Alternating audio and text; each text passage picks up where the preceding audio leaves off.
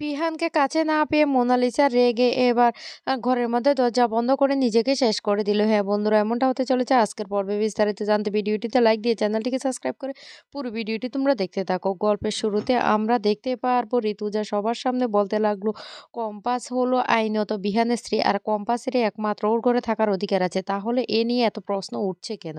এই কথা বলার সাথে সাথে বিহানের কাকা তখন বলতে লাগলো, কেন বৌদি, আমাদের এখন বড় প্রশ্ন হলো বিহানের কোনো যদি একটা দুর্ঘটনা ঘটে যেত সেটা নিয়ে ভাবা দরকার। তখন একথা বলতে ঋতুজা বলতে লাগলো, "হ্যাঁ, সেটা তো খুব ভালো প্রশ্ন করেছো। কিন্তু কম্পাস এই মুহূর্তে যেহেতু বিহানের দায়িত্বে আছে, কোনো ছোটখাটো কিছু যদি হয়ে যায় তাহলে কম্পাসের ঘাড়ে যে সে দোষটা পড়বে সেটা কম্পাস বেশ ভালো করে জানে। আর আমার যতটুকু ধারণা কম্পাস খুব বুদ্ধিমতী মেয়ে। এবারে সবচাইতে যদি কেউ হয়ে থাকে সেটা হলো কম্পাস। আর কম্পাস জেনে বুঝে নিজের ক্ষতি তো এভাবে করতে পারে না। গেমটা প্ল্যানিংটা একটু ছোট হয়ে গেল না?" এ মুক্তা, মুক্তা তখন অবাক হয়ে তাকিয়ে থাকে ঋতুজার দিকে। তখনই বিহানের কাকা বলতে লাগলো, "বৌদি তুমি এখন কি বলতে চাইছো?" তখনই ঋতুজা বিহানের কাকার সামনে এসে বলতে লাগলো, "আমি যেটা বলতে চাইছি সেটা তো সাধারণ অন্তত সবার মাথায় চলে আসবে। ছোট ঠাকুরপো তুমি বলো না। তুমি বলো কম্পাসকে যেহেতু এই দায়িত্বটা দেওয়া হয়েছে তাহলে কম্পাসকে জেনে বুঝে তারটা ছিঁড়ে দেবে? আর ছিঁড়ে দিয়ে নিজের ঘাড়ে নিজের দোষটা চাপাবে?" তখন বিহানের কাকা বলতে লাগলো, "বৌদি আমাদের এখন বিহানের নিরাপত্তা নিয়ে প্রশ্ন উঠছে।" তখনই ঋতুজা বলতে লাগলো, "এটা তো একদম সঠিক কথা। বিহানের নিরাপত্তা নিয়ে এ বাড়িতে প্রশ্ন উঠছে। কেন আমি মোনালিসাকে চলে যাওয়ার পরও মোনালিসা এ বাড়িতে থেকে গেল সেটা কি তোমরা বলতে পারবে? না হলে বিহানের আজকে এত বড় ঘটনাটা কি করে ঘটতে পারলো? কম্পাস তো বিহানের কাছেই ছিল। আচ্ছা ডাক্তারবাবু আপনি বলুন তো, কম্পাসকে তো আপনি সবকিছু বুঝিয়ে দিয়েছেন। তাহলে আপনার দেখে কি এতটাই ভুল মনে হয়েছে যে কম্পাস কিছুই বুঝতে পারেনি?" তখন একথা বলতে ডাক্তারবাবু বলতে লাগলো, "না, কম্পাস তো খুব একটা ট্যালেন্টেড মেয়ে। ও সবকিছু ঠিকঠাক বুঝেছে।" তখন ঋতুজা বলতে লাগলো, "তাহলে কি ওই তারটা ছিঁড়তে পারে?" এ কথা বলাতে ডাক্তারবাবু তখন বলে উঠে, "অসম্ভব ব্যাপার। ও কিছুতেই এই তারটা ছিঁড়বে না। বরং আরো ও ও আমাদের কাজে হেল্প করে।" তখন ডাক্তারবাবু বলতে লাগলো, "ঠিক আছে আমি এখন বিহানের কাছে যাচ্ছি। বিহান তো একা আছে?" ঋতুজা তখন বলতে লাগলো, "সবাই তো শুনতে পেয়ে গেছো। কম্পাস কম্পাস কি করতে পারে আর কি না করতে পারে, কম্পাস কোনোদিন বিহানের ক্ষতি করতে পারে না। তাই আমি সবাইকে একটা কথা বলি, বিহানের দায়িত্ব আমি কম্পাসের উপরেই দিলাম।" অখিলেশ তখন বলতে লাগলো, "না, আমি আমার ছেলের দায়িত্ব তো ওই কম্পাসের উপর কিছুতেই দেব না।" ঋতুজা তখন বলতে লাগলো, "তুমি কি বলতে চাইছো? কি বলতে চাইছো অখিলেশ? বড্ড ছেলে করছো। নিজের সাথে ছেলেকে কাজে লাগানোর চেষ্টা করছো। তোমার ছেলে তো তোমার সবকিছু জানে। এখনো কিছু সত্যি জানার বাকি রয়ে গেছে। আর সেই সত্যিটা যখন ছেলেটা জানতে পারবে তখন? তখন কি করবে? ছেলে তো এমনিতে তার বাবা যে অযোগ্য সেটা ভেবে নিয়েছে। আর মোনালিসা তোমাকে একটা কথা বলি, তুমি যে এই বাড়িতে আমি নিষেধ করার পরও থেকে গিয়েছো, তোমার কি একটুও সেলফ রেসপেক্ট নেই? যদি সেলফ রেসপেক্ট থাকতে তাহলে তো এইভাবে নিজের রেসপেক্টটাকে সবার সামনে নষ্ট হতে দিতে না, তুমি বাড়িতেই চলে যেতে। আর তুমি বড্ড নিজেকে বিহানের গার্লফ্রেন্ড, বিহানকে ভালোবাসি বলে দাবি করছো। তুমি কি জানো বিহান তোমাকে ভালোবাসে? হ্যাঁ, একসময় বিহান তোমাকে পছন্দ করত। কিন্তু তোমাকে তো বিহান পছন্দ করে না। বিহান এখনো সম্মান করে কম্পাসকে, কম্পাসের ট্যালেন্টকে। আর কম্পাসকে যদি সম্মান না করতো, কম্পাসকে যদি রেসপেক্ট না করতো তাহলে কম্পাসকে বাঁচানোর জন্য বিহান মালয়েশিয়া ছুটে যেত না। সবাই সবটা বেশ ভালো করে জানে। কিন্তু সবাই জেনে তোমাকে কিছু বলছে না। আমি যেটা বলছি সেটা সত্যি কথা তোমার মাথায় ঢুকিয়ে নাও। সবাই তোমাকে মই দিয়ে উপরে উঠাচ্ছে। আর যখন তুমি মুখ থুবড়ে নিচে পড়ে যাবে তখন কেউ তোমাকে আর বাঁচাতে আসবে না। আর তুমি কিন্তু নিজেকে বড্ড বিহানের গার্লফ্রেন্ড বলে দাবি করছো।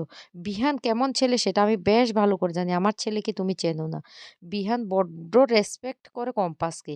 তখনই মোনালিসা চিৎকার করে বলতে লাগলো, "না, না বিহান আমাকে ভালোবাসে।" তখন ঋতুজা বলতে লাগলো, "অসম্ভব ব্যাপার। বিহানের যোগ্যই হতে পারলে না তুমি। কম্পাস যে কতটা ট্যালেন্টেড সেটা বিহান বেশ ভালো করে জানে। আর কম্পাসকে যদি ছেড়ে দেওয়ার হতো বিহান অনেক আগে ছেড়ে দিত। কিন্তু কিছুতেই বিহান ওকে ছাড়ছে না। কারণ বিহান ওকে সম্মান করে। তাই ও কম্পাসকে চায় তোমাকে নয়। আর তুমি যতই চেঁচামেচি করো না কেন তাই এখনো সময় আছে, নিজের সম্মানটুকু বজায় রাখো।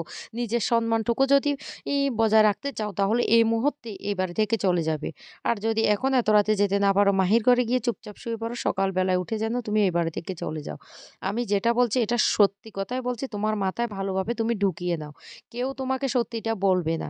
সবাই তোমাকে প্রশ্রয় দিচ্ছে। সবাই এটা বুঝাচ্ছে যে তুমি একদিন না একদিন বিহান সবকিছু ভুলে কম্পাসকে ত্যাগ করে তোমাকেই আপন করে নেবে। কিন্তু সেটা কোনোদিন হবে না।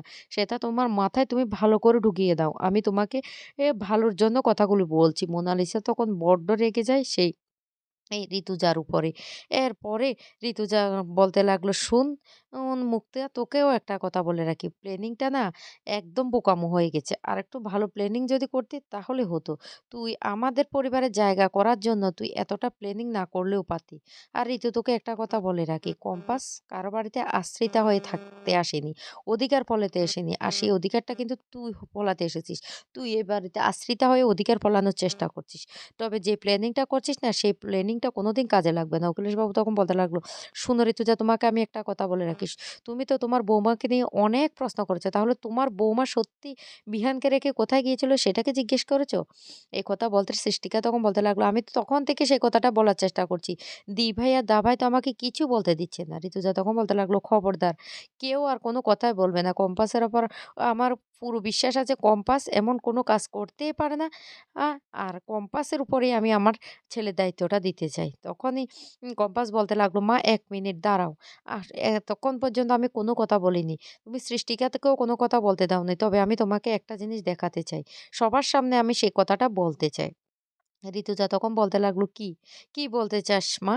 তখনই অখিলেশ বলতে লাগলো, "শোনো ঋতুজা, তুমি যাই কিছু বলো না কেন, আমার ছেলের দায়িত্বভার আমি কিছুতে কম্পাসের উপর দেব না। দেব না, দেব না।" ঋতুজা তখন বলতে লাগলো, "শোনো, তোমার যা করার তুমি তাই করে নাও। কিন্তু আমার ছেলের দায়িত্ব আমাকেই দেখতে হবে। কারণ আমার ছেলে আমাকে কতটুকু ভালোবাসে আর তোমাকে কতটুকু ভালোবাসে সেটা তুমি বেশ ভালো করে জানো। বুঝতে পেরেছ? আর ঋতু যদি মুক্তা, তোকেও একটা কথা বলে রাখি। তুই আমাদের পরিবার নিয়ে কিন্তু অনেক কিছু করার চেষ্টা করছিস। সাবধান হয়ে যা। ভবিষ্যতে কিন্তু আরেকটা বার যদি আমি তোকে এমন কাণ্ড করতে দেখি তাহলে আমার থেকে খারাপ কেউ হবে না।" কম্পাস তখন তার মোবাইলে সেই মেসেজটা দেখিয়ে দেয় আর বলতে লাগলো, "দেখো, দেখো মা, ভালো করে দেখো।" তখনই এই ঋতুজা মেসেজটা পড়ে অবাক হয়ে যায়। এরপরে কম্পাস একে, একে মুক্তা থেকে শুরু করে বিহানের কাকা এমনকি মাহিকেও সেই মেসেজটা দেখায় আর বলতে লাগলো, "মা, দেখতে পেয়েছো? ঐদিন আমি কেন ঘর থেকে বেরিয়েছিলাম? ইচ্ছে করে আমাকে মেসেজটা দিয়ে ঘর থেকে বের করেছিল। আমি সৃষ্টিকার ঘরে যখন যাই, সৃষ্টিকা তখন ঘুমিয়ে আছে। সৃষ্টিকা এই মেসেজটা আমাকে করেইনি।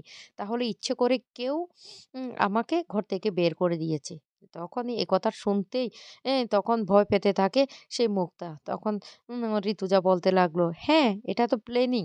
প্ল্যানিং করে তোকে ঘর থেকে বের করে দিয়েছে।"